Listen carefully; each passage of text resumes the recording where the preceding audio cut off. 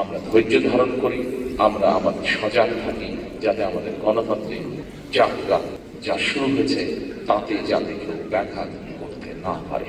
সেই শহীদদের প্রতি জুলুম করা হবে।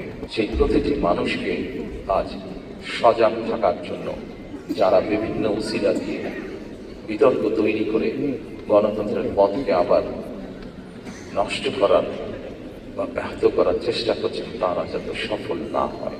এবার যদি আমরা একটি দায়িত্বশীল গণতান্ত্রিক রাষ্ট্র এবং সরকার গঠনের সুযোগ হাতছাড়া করি, তাহলে গণতান্ত্রিক আন্দোলনের আমাদের যে শহীদ আকাঙ্ক্ষা পূরণে কাজ করবে, যে সরকার মানুষের যারা নির্যাতিত হয়েছে, অত্যাচারিত হয়েছে, তাদের প্রতি ন্যায় বিচার করবে।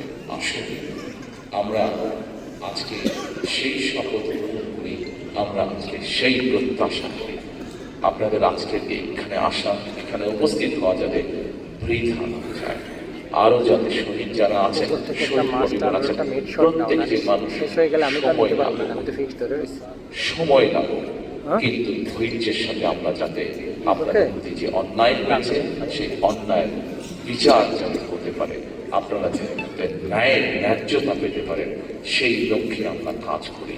আমরা ধৈর্য ধারণ করি, আমরা আমাদের সজাগ থাকি, যাতে আমাদের গণতান্ত্রিক যাত্রা যা শুরু হয়েছে তাতে যাতে কেউ ব্যাঘাত করতে না পারে। পরিশেষে আবারও শহীদদের আত্মার মাগফিরাত কামনা করে যারা নির্যাতিত অত্যাচারিত শহীদ পরিবার, যারা কম পরিবার, প্রত্যেকের যাতে আইনের দৃষ্টিতে ন্যায্যতা ন্যায় যাতে প্রত্যেকের প্রতি নিশ্চিত হয়,